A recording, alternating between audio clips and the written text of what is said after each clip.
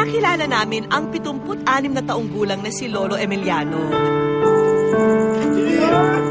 May isa pa siyang alias at yan ay Lolo Balut dahil paglalako ng balut ang ikinabubuhay niya. Doon ako sa Liberia, Bonja. Dati, mura pang balot, may pala piso. Ang balot hanggang umabot sa ganito na ang presyo ng balot. Magkano na ba ngayon? 15 ang isa.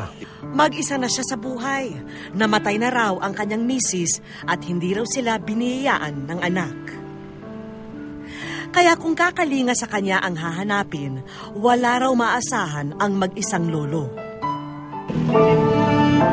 Malimit na ring sumasagi sa kanyang isipan kung sakaling ibahin na niya ang takbo ng kanyang buhay. Ngunit hindi niya raw magagawa ito mag-isa. Kailangan daw ni Lolo ng may aalalay upang makapagsimula muli. Mukha namang dininig daw ng langit ang kanyang pagsusumamo. May isang nilalang na nakidalamhati sa kanyang sitwasyon. Isang simpleng empleyado si Jackie at Anya, hindi naman daw kailangang sobra ang yaman upang makaalalay sa kapwa.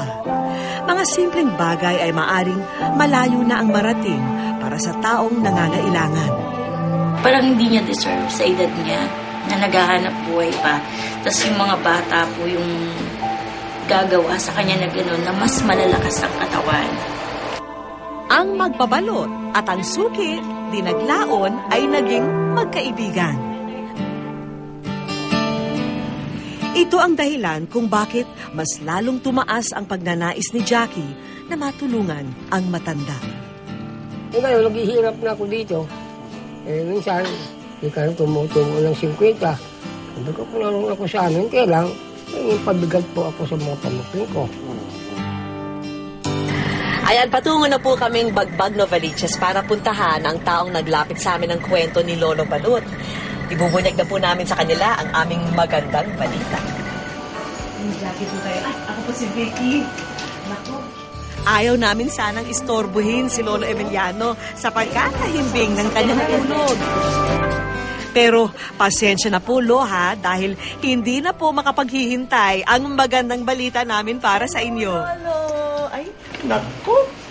Lo, good morning po. Ako po si Vicky, Vicky Morales.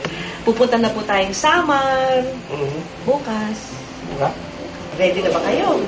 Hindi pa. Marahil ay hindi na raw para sa syudad ang buhay ni Lolo. At maaring ang hinahanap na pag-asa ay makikita sa kanyang lupang sinilangan. So far, ano yung response na nakuha mo na pinaka-touching para sa iyo?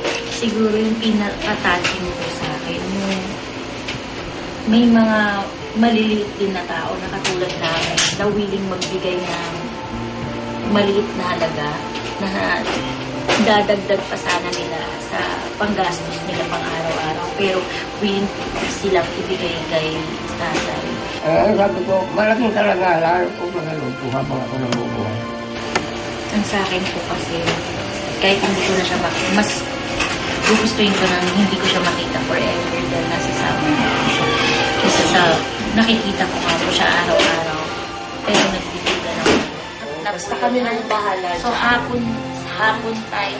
Ito na yung liba tayo. Ito po yung gusto niyo pagpapahinga.